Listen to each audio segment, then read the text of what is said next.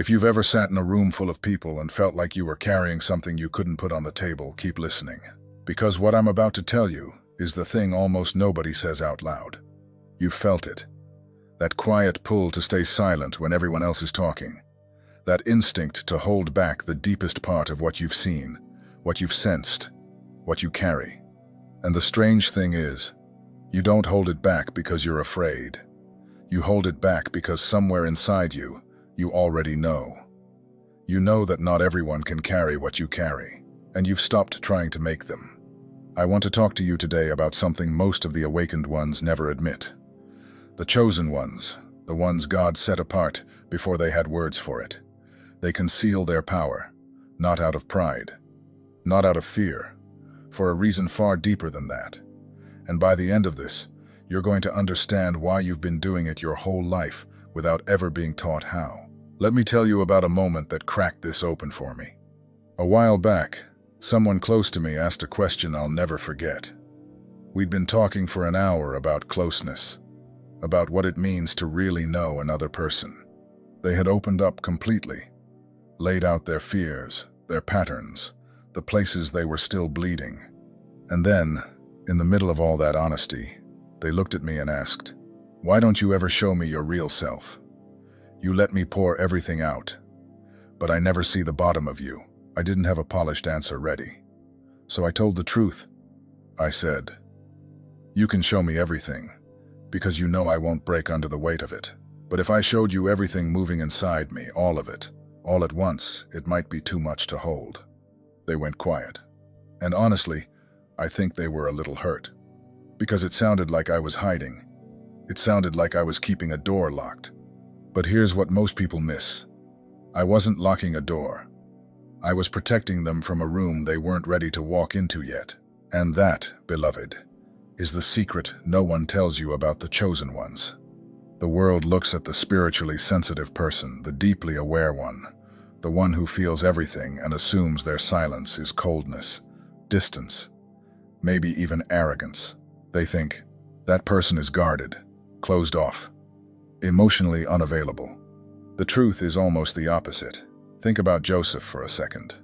Long before he stood in Pharaoh's court, long before the famine and the rescue of nations, he was a teenage boy with dreams.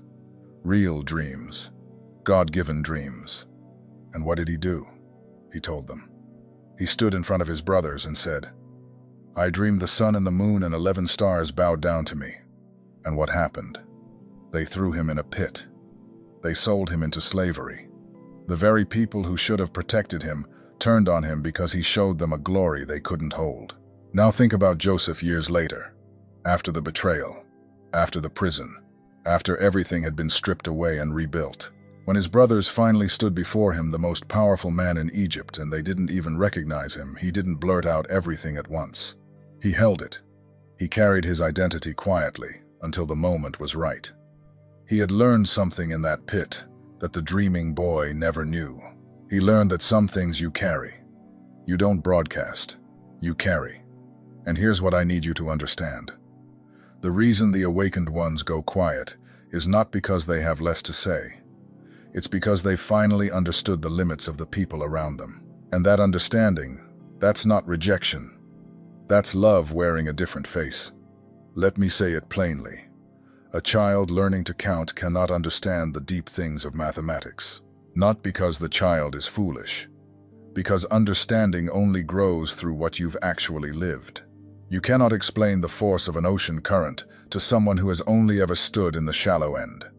And you, chosen one, you've been out past where your feet can touch for a long time now.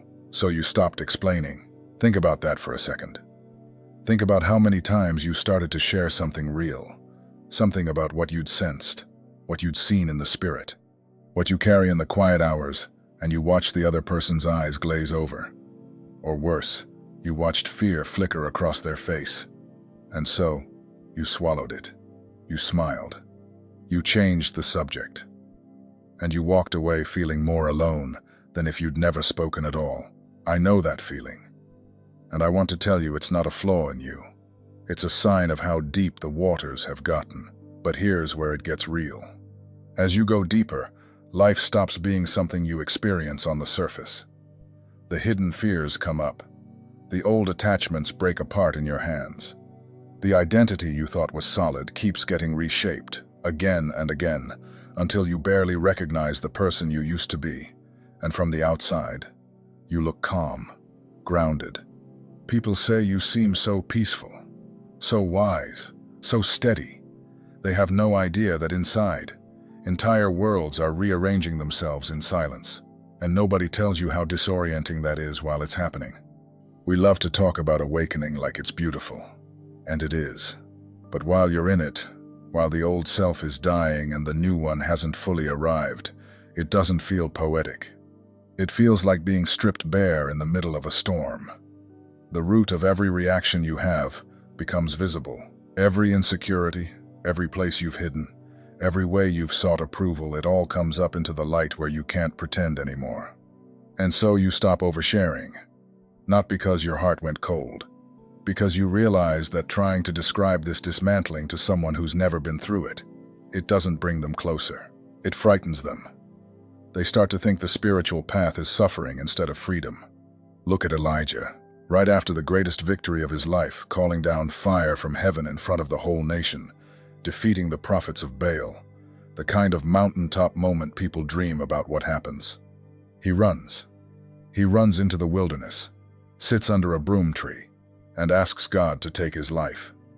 The same man who stood fearless before kings is now collapsed in the desert, completely undone. And here's the part I love. God doesn't rebuke him. God doesn't say, "How dare you, after all I did through you." No. God lets him sleep, sends an angel to feed him, lets him rest. And then not in the wind, not in the earthquake, not in the fire, but in a still small voice, God speaks to him. Why am I telling you this? Because even the mightiest prophet had a collapse no one around him could understand. The crowd saw the fire on the mountain. They never saw the man weeping in the wilderness. And that gap between what people see and what you actually carry, that's the gap every chosen one learns to live inside. You learn to sit through the confusion, the emptiness, the grief of losing a version of yourself, the loneliness. You stop panicking when the storm comes, because you've been through enough of them to know the stillness comes after. And people on the outside can't understand how you can be in chaos and calm at the same time, how both can live in you at once. But that calm isn't because you've escaped the storms, it's because you've grown familiar with them. You've learned their rhythm. You know they pass. Now let me tell you about one of the quietest changes that happens to the awakened ones. And this one surprises almost everybody. The circle gets smaller, not because you think you're better than anyone, not because you want to be alone, but because you've come to understand something most people resist their whole lives. Not every person can hold every layer of you. And that's not a tragedy. That's just the truth. Hannah understood this. Do you remember her? Year after year, she went up to the house of the Lord, carrying a grief so deep she couldn't even put it into words. And one day she's praying, pouring out her soul, her lips moving but no sound coming out. And the priest, Eli, the spiritual leader, the man who should have understood, looks at her and assumes she's drunk. He accuses her. Here's a woman in the deepest, most sacred moment of surrender, and the person standing closest to her completely misreads it, mistakes her devotion for drunkenness, her depth for disorder. And what does Hannah do? She doesn't argue. She doesn't break down. She simply says, "I am a woman, troubled in spirit. I have been pouring out my heart to the Lord." Calm, grounded. She didn't need Eli to understand the whole of what she carried. She knew where her cry was really going. And not long after, God gave her Samuel the prophet who would anoint kings. That's the picture, beloved. Sometimes the people closest to you, even the spiritual ones, will misread your deepest moments, and you'll have a choice. You can exhaust yourself trying to make them understand, or you can let your cry rise to the one who already does. Because here's the thing about trying to explain the unexplainable: it drains you. It pulls energy out of you, that you can't get back. And sometimes you can't even explain it to yourself. How do you describe grieving an old identity while a strange new joy is rising at the same time? How do you explain loving people with your whole heart while needing long stretches of solitude to stay whole? How do you explain feeling everything, every shift in the room, every unspoken sorrow on a stranger's face, and yet needing to step away from it all, just to breathe? Words fail. And to someone watching from outside, you look like a contradiction, a misfit, like you don't quite fit anywhere. So, the deeply aware ones stop trying to be fully understood by everyone, and instead, they let each relationship exist at the level it naturally can. And let me be clear, this is not loving less. The chosen ones often love harder than anyone. They feel the room. They carry the weight of other people's pain without being asked to. They have a tenderness toward human suffering that most people never develop. But they've learned this one hard, holy truth. Not everyone is built to hold all of you. And that's okay.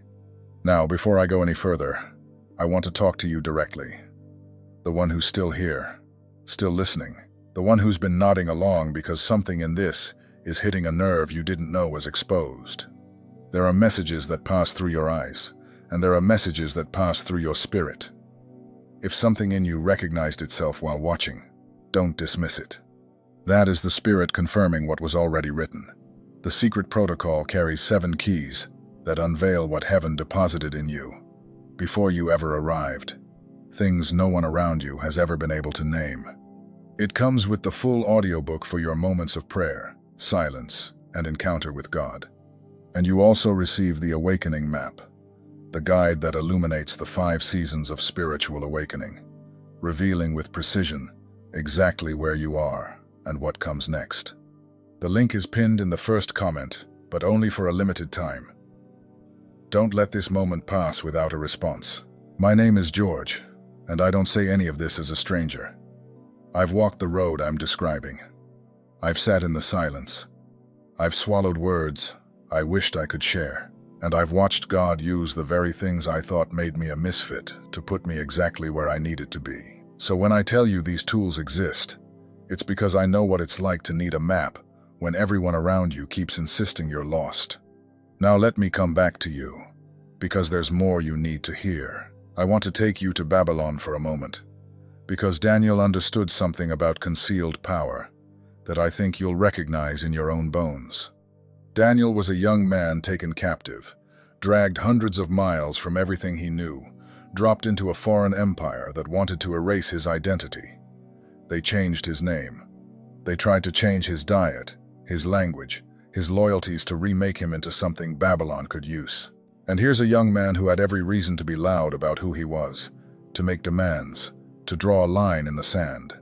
But watch how he carried it. The scripture says he resolved in his heart not to defile himself, and he didn't announce it with a speech or a confrontation. He went quietly to the official in charge and asked, with respect, for permission to be tested. 10 days, he said. Just give us vegetables and water for 10 days, and then compare us. No drama, no spectacle. He carried his conviction with such quiet steadiness that the very people meant to break him ended up making room for him. And here's what I need you to see. The power was always there. Daniel could interpret dreams no one else could touch. He could read writing on a wall that terrified an entire kingdom. He had a gift that put him in rooms with kings, but he never led with the gift. He led with humility, with faithfulness in the small, unseen things, and the power revealed itself at the exact moments God chose, not the moments Daniel chose. When the king had the dream that no one could interpret, when every wise man in Babylon was about to be executed for failing, that's when Daniel stepped forward. Not before. He didn't run around the palace advertising what he could do. He waited until the moment the gift was the only thing that could save the day. And then he gave God all the credit for it. Do you understand what that means for you? Concealing your power is not the same as denying it. Daniel never pretended he didn't have the gift. He simply refused to wave it around for attention. He held it. He stewarded it. And when the moment came that the kingdom needed exactly what he carried, he was ready, and there was no doubt about who the power belonged to. That's the posture of the chosen one, not hiding out of shame, not performing out of pride, carrying something sacred with such quiet steadiness that when the moment comes, and it will come, you're not scrambling, you're not desperate, you simply rise, and everyone in the room understands they're seeing something that didn't come from you. So if you've been wondering whether keeping quiet about what you carry means you're wasting it, let me put that to rest. Daniel's quiet years in Babylon weren't wasted. They were the soil. The faithfulness in the hidden seasons is exactly what made him trustworthy in the visible ones. God doesn't hand the platform to the person still desperate to be seen. He hands it to the one who learned to be content carrying the gift even when no one was watching. And here's something else worth sitting with.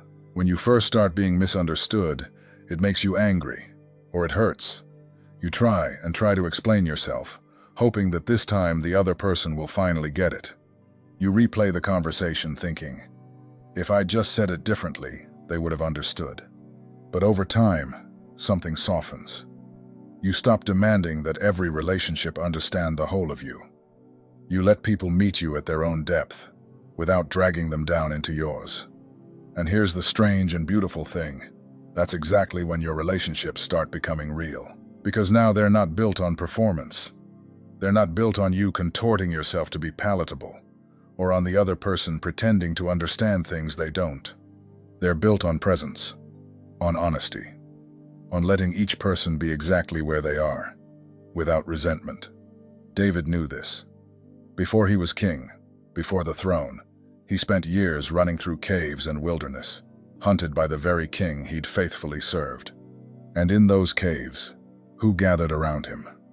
Not the polished, not the powerful. The scripture says everyone in distress, everyone in debt, everyone bitter in soul, came to him. The misfits, the overlooked, the ones nobody else wanted. And David didn't turn them away. He didn't say, "You're not ready for me." He met them where they were. And those same broken men became his mighty men, the ones who would break through an entire army just to bring him a drink of water from the well he longed for. Do you see it? The man after God's own heart didn't build his life on people who fully understood him. He built it on people he was willing to meet in the cave. The understanding came later. The loyalty came first. So if you've been feeling like your circle is shrinking, like fewer and fewer conversations actually nourish you, like the small talk and the surface-level connections have started to exhaust you in a way they never used to, I want you to hear me. That's not a sign that something's wrong with you. That's the cave. And God meets people in caves. I won't lie to you. There's loneliness in walking this road. There's a season where it feels deeply isolating, where you look around and realize that the way you experience the world, the depth you live at, the things you sense almost no one near you shares it. And in the beginning, that's hard. It can feel like a kind of exile. I remember a stretch of my own life like that. There was a season where I'd come home and the house would be quiet, and I'd realize I hadn't had a single real conversation in days. Not because no one was around. People were around. I'd talk about the weather, about work, about everyone's schedules, and all of it felt like standing at a window, watching life happen on the other side of the glass. I'd lie awake thinking, surely I'm the only one who feels this disconnected in a room full of people I love. Surely something is broken in me. And maybe you've had a night like that, where you scrolled past 100 faces and felt more alone with every one. Where you wanted, more than anything, for just one person to look at you and say, I see the whole of you, and I'm not afraid of it. That ache is real. I'm not going to dress it up or pretend the spiritual life makes it disappear. But then something shifts. Slowly, you start to realize that life itself has become your companion. You stop trusting God only with your mind, only as a doctrine you agree with, and you start trusting Him the way you trust the ground under your feet, experientially, in your bones. You stop needing the room to understand you, because you've found someone in the silence who already does completely, without a single word of explanation required. And that's the turn, beloved. That's when the loneliness stops being a wound and starts becoming a doorway. The same solitude that felt like exile becomes the very place you meet God most clearly. Elijah didn't hear the still small voice in the crowd on the mountain. He heard it alone, in the cave, after everything noisy had passed. The aloneness was the condition for the encounter. You start to notice how he moves. How he removes certain people from your life right when their presence had become a chain. How he brings others in at exactly the moment you needed them, people you never could have arranged on your own. How he opens doors right when the wall in front of you seemed final. You begin to see that even the hardest seasons were carrying a hidden intelligence, that nothing was wasted, that the pit and the prison and the wilderness were all part of the same hand shaping you. Moses spent 40 years in the desert before the burning bush. 40 years.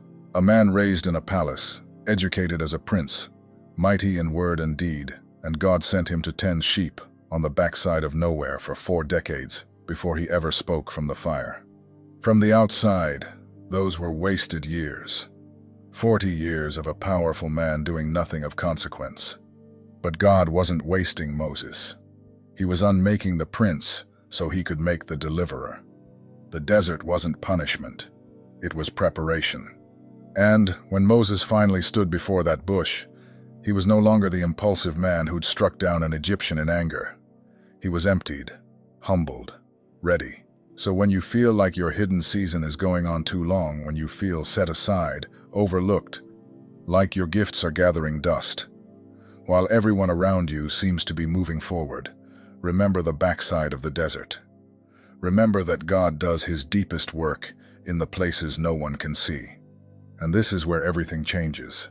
Because once you stop fighting it, once you stop demanding constant validation, once you stop forcing connections where the understanding just isn't there, once you stop exhausting yourself, trying to translate every inner movement into words, other people can grasp a peace settles in that you've never known before. You stop chasing. You start trusting. And if God places a deeply understanding person beside you, someone who can actually hold the layers of who you are, you receive it with gratitude, like the gift it is. And if he doesn't, in this season, you keep walking anyway, because you've made peace with a truth most people spend their whole lives running from. Certain parts of the journey are meant to be walked alone, not forever, but for now. And the aloneness isn't abandonment. It's intimacy with the only one who sees all of you. This is the part I most want you to carry with you. The silence of the awakened ones. Your silence is rarely emptiness. It's almost never the coldness people assume it to be. Far more often, it's reverence. Reverence for experiences too deep, too holy, too alive to force into casual words. And underneath that silence lives something the world rarely guesses at: an immense, aching love for people. A love that keeps walking the lonely stretches of the road precisely because it refuses to dump its weight on shoulders that can't bear it. Your silence is a kindness. It always has been. So when you conceal your power, understand what you're really doing. You're not hiding because you're ashamed. You're not withholding because you're proud. You're carrying something sacred, the way Joseph carried his dreams through the pit, the way Hannah carried her cry past the priest who misjudged her, the way Moses carried 40 years of silence into one burning encounter with God. You're carrying it until the right moment, until the right people, until the right season, set by a hand far wiser than yours. And that day is coming. The pit gave way to the palace. The wilderness gave way to the burning bush. The cave gave way to the throne. Your hidden season has an expiration date, written by God himself. The concealing was never the end of the story. It was only the chapter where you were being made ready for the one no one around you saw coming. So let me leave you with this, and then I want you to do something for me. Somewhere in this message, there was one moment, one line, one story, one image, where you felt that quiet jolt of recognition, where something in you went still and said, "That's me. He's talking about me." I want you to find that moment, and in the comments, tell me what it was. Not amen, not blessed. Tell me the exact thing that made you feel seen. Was it the pit, the cave, the wilderness, the friend who asked to see your real self? Name it, because the moment you name it out loud is the moment you stop hiding it from yourself. And I'll be reading. I want to know which one found you.